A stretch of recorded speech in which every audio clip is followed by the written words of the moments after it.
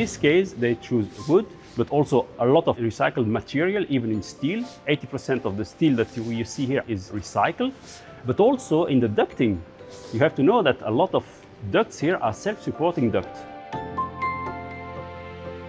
La législation sur le bois est encore en évolution, elle n'est pas totalement aboutie comme on pourrait le connaître sur les bâtiments en béton.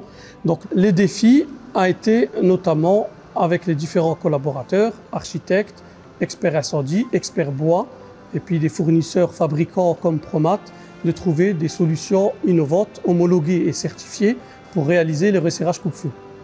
On a eu deux types de défis dans ce chantier, c'est-à-dire comme c'est une construction bois, on a les passages des éléments CLT qui sont à respecter selon la norme. Donc on a bien sûr demandé à Promat les conseils et la façon de réaliser les resserrages pour respecter la conformité et le réaliser dans les règles de l'art. Ça, c'était le premier défi. Et le deuxième défi qui a été quand même assez important, c'est-à-dire qu'on a réalisé une trémie de 3 gaines de désenfumage en Promat complètement, en L500. Et nous avons dû monter un échafaudage suspendu du rez-de-chaussée à peu près jusqu'à la toiture.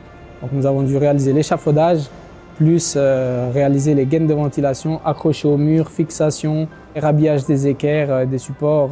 Ça a été l'un des plus grands défis parce que tout était suspendu en fait.